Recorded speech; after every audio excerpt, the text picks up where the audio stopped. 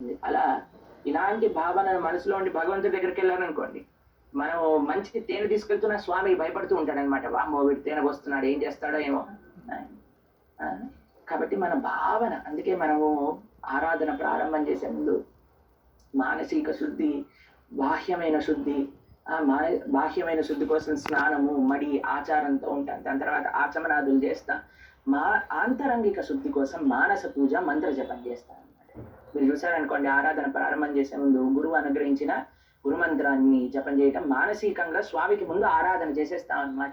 దాని తర్వాతనే బాహ్యమైన ఆరాధన ప్రారంభం చేస్తాం.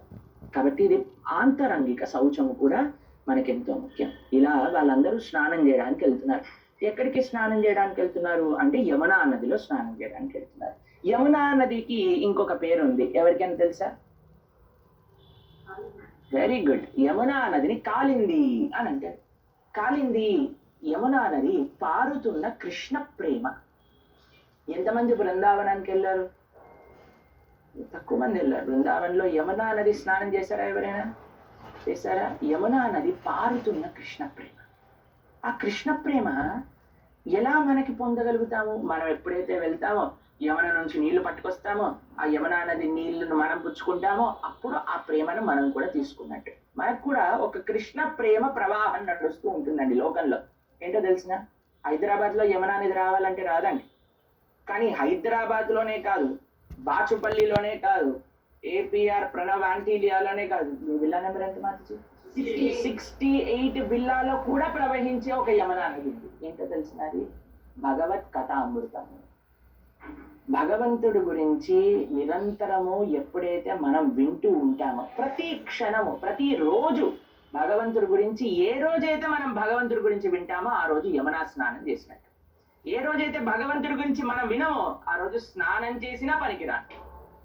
అందుకే మనకి ప్రొద్దునపూట కార్యక్రమంలో ఫస్ట్ ప్రవచనాలు వింటూ ఉంటారు మన భక్తులందరూ. మేము ఆశ్రమంలో ఉన్నప్పుడు, ఇప్పుడు కూడా ఒక భక్తులందరినీ మేము చూసేవాళ్ళం అనమాట.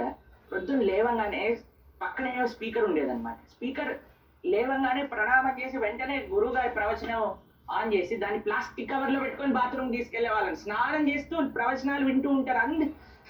ఒక్కొక్క బాత్రూమ్ ముందుకెళ్తుంటే ఒక్కొక్క ప్రవచనం కనిపిస్తుంది. అన్ని దూరం ఉన్నారనుకోండి, అన్ని ప్రవచనాలు కలిసిపోయి వినిపిస్తూ ఉండేవన్నమాట. అంటే ఎంత ముఖ్యత్వం మేము చూసాం. ఫస్ట్ టైం మేము చూసినప్పుడు ఆశ్చర్యపోయాం. 24 గంటలు కూడా ఆ యొక్క భగవంతుడి యొక్క విశేషములు మనం విన్నప్పుడు నిజమైన పవిత్రత అనేది మన మనసుకి కలుగుతున్నది. మన శరీరాన్ని కలగటం చాలా ఈజీ అండి. సబ్బులు, షవర్ జెల్లు వీటన్నిటిని పెట్టి కడగచ్చు. కానీ మనసుని కడగటం ఉంది చూడండి, చాలా కష్టమే. మనసుని కడిగే షవర్ జెల్ ఉందా అండి? మార్కెట్లో ఉందా? ఎక్కడైనా మీరు కొనొచ్చా? కొద్దిగా రోజు ఓపెన్ చేసి కొద్దిగా నీట్గా కామక్రోధాలని కడిగేసి ఇచ్చేస్తామని. మనసుని కడిగే షవర్ జెల్ శ్రీమద్ భాగవతం. మనసుని కడిగే షవర్ జెల్ భగవన్నామ సంకీర్తన. మనసుని కడిగే షవర్ జెల్ భగవంతుడి యొక్క నామస్మరణ. ఎప్పుడైతే చేస్తామో అప్పుడు మనసు శుద్ధం అవుతుంది. ఎప్పుడైతే మనసు శుద్ధిగా ఉందనుకోండి, ఇప్పుడు మీకు ఒక్క విషయం చెప్తాను, అడుగుతాను, చెప్పండి. మీరు ఎవరైనా మీ దగ్గరకు వచ్చారనుకోండి, ప్రేమగా ఏదో వాళ్ళ ఇంట్లో ఉండేది తీసుకొచ్చారు, కానీ మీకు తెలుసు వీళ్ళు ఏదన్నా ఇస్తే ఏదో అడగడానికి వస్తున్నారు అని. వాళ్ళు మీరు బెల్ కొట్టారు, మీరు కీ హోల్డ్ లో నుంచి చూశారు, వీళ్ళు రాగానే మీ భావన ఏముంటుందండి? ఎందుకు వచ్చి ఉంటారు, ఏం కావాల్సి వచ్చి ఉండేది అని అనిపిస్తుంది.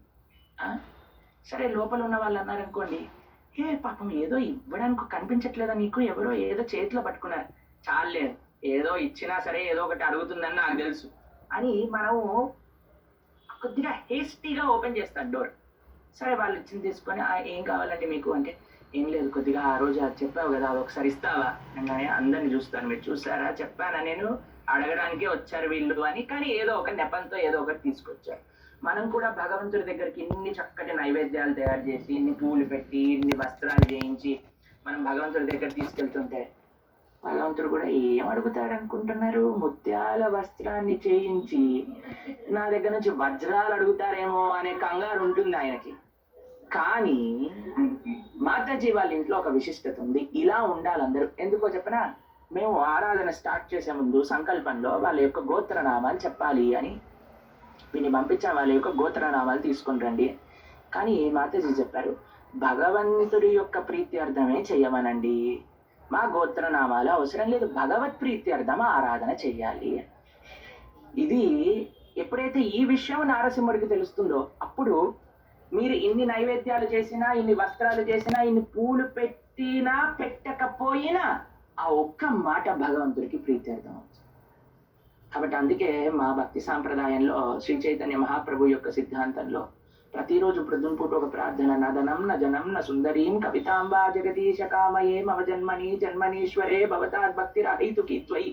ప్రొద్దున లేవగానే ఒక ప్రార్థన చేస్తాను, నాకు డబ్బులు వద్దు, నాకు ఫాలోవర్లు వద్దు, నాకు సుందరీమైన స్త్రీలు వద్దు, నదనం నజనం న సుందరీం కవితాంబా జగదీశ కామయే, నేను చాలా గొప్ప పండితుడినని జనాలందరూ మమ్మల్ని ప్రేస్ చేయాల్సిన అవసరం లేదు. మమ జన్మని జన్మనీశ్వరే, ఎన్ని జన్మలున్నా స్వామి భవతాద్ భక్తి రహితుకి త్వయి, నీ యొక్క భక్తిని ఇచ్చు చాలు, నాకు ఇంకే కోరికలు వద్దు అని ప్రార్థన చేస్తాం. కాబట్టి ఆ భావనతో మనం భగవంతుడి దగ్గరికి వెళ్ళాలి. అదే గోదాదేవి 30 రోజులు నేర్పించేది నిస్వార్థ భావన. లాస్ట్ కి ఎట్రం ఏరేడు పిరవిక్కుం ఉండన్నోడు ఉత్తోవేయామో పునక్కే నామార్చేవో, అయ్యా 7 జన్మలకి కూడా నీ యొక్క సేవనే నాకు కావాలి. ఇది ధనుర్మాస వ్రతం యొక్క ఫలితము. ఇది ధనుర్మాస వ్రతం చేయడానికి ఒక ఆకాంక్ష. కాబట్టి లోకంలో మీరు చూసారనుకోండి, వ్రతాలు నోములు చెప్పే వాళ్ళు చాలా తొందరగా ఫేమస్ అయిపోతారు. తెలిసినా మీకు, ఈ రోజు ఈ మంత్రం చేయండి, ఈ రోజు ఈ వ్రతం చేయండి, ఇన్ని వారాలు చేయండి అంటే జనాలందరూ ఎగబడుతూ చేస్తుంటారు అనమాట. ఒకసారి మేము ఒక షాప్కి వెళ్ళాం. షాప్లో ఒక 50 నుంచి 70 మంది ఒకటే సామాన్ గురించి అడుగుతున్నారు. వెయిట్ చేయండి ఇస్తాను. నేను అన్నాను, ఇంతమంది ఈ సామాన్ గురించి ఎందుకు అడుగుతున్నారంటే, ప్రొద్దున ఒక ఆయన గడ్డపైన వస్తాడండి, ఆయన రోజు ఇచ్చేయండి వచ్చేయండి అని చెప్తే జనాలందరూ మా షాప్కి వస్తారు. అందుకే మేము ఆయన ముందు రోజే అడిగి పెట్టాము, అయ్యా నువ్వు రేపు ఏం చెప్తావో చెప్పు, ఆ సామాన్లన్నీ పెట్టుకుంటామని. ఎందుకు? ఈ దీపం పెట్టాలన్నా ఏ నూనె వేయాలి, ఎటువైపు తిప్పాలి అంటే, ఎటువైపు తిప్పి ఏ నూనె వస్తే నాకేం వస్తుంది, ఇదే జనాలందరికీ. కానీ ఇక్కడ ఆ భావనకి తావులేదు. ఆ నిరపేక్ష భావన, స్వామి నీ యొక్క, అందుకే సంకల్పము భగవద్భాగవత ఆచార్య ప్రీత్యర్థం, భగవద్భాగవత ఆచార్య కైంకర్య రూపేణ. భగవంతుడి యొక్క కైంకర్యము, భగవానుడి యొక్క ప్రీత్యర్థము మాత్రమే మనము భగవంతుడి యొక్క పూజ చేయాలి. కేవలం ఇలాంటి విశేషమైన రోజులు ప్రతి ఒక్కటి కూడా.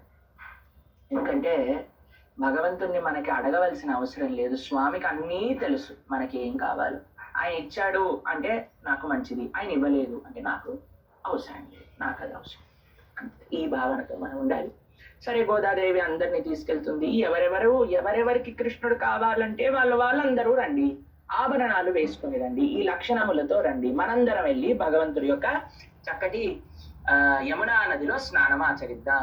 ఎవరిని పూజిద్దాం, ఎవరిని ఆరాధన చేద్దాం అని అంటే, యశోదమ్మ యొక్క కుమారుడైన నందమహారాజు యొక్క కుమారుడైన కృష్ణుడే కావాలి. గోదమ్మ, కృష్ణుడు బృందావనంలో కృష్ణుడే నాకు కావాలి అని అన్నది. కాబట్టి ఆ కృష్ణుడిని పొందడానికి కోసమే వాళ్ళందరూ ఈ వ్రతాన్ని చేశారు. తనుజామాతాజీ కూడా ఈ రోజు నుంచి వ్రతం చేస్తున్నారు. వారి యొక్క వ్రతం చక్కగా సఫలీకృతం అవ్వాలని, నారసింహస్వామి వారి యొక్క దయ చేత ఏవైనా ఆటంకాలు ఉంటే అన్నీ తొలగి చక్కగా కృష్ణ భక్తి మార్గములో ఇంకా ముందుకు వెళ్ళాలి అనే ఒక ప్రార్థనతో హరే కృష్ణ కృష్ణ కృష్ణ హరే హరే, హరే రామ రామ రామ హరే హరే. శ్రీ లక్ష్మీ నారసింహ భగవాన్ కి సర్వం శ్రీకృష్ణార్పణమస్తు. సర్వం శ్రీ గురు దివ్య చరణారవిందార్పణమస్తు. ఎవరికైనా ప్రశ్నలు ఉన్నాయండి? ఏం ప్రశ్నలు లేవా? All okay? హరే కృష్ణ. సరే, మా ఆన్లైన్లో ఉండే వాళ్ళకి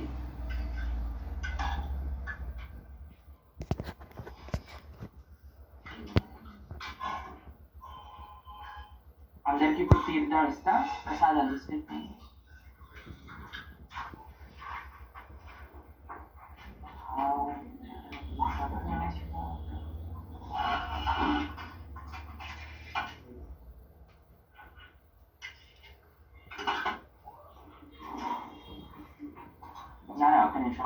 ఒక్క నిమిషం జరిగింది మాకు.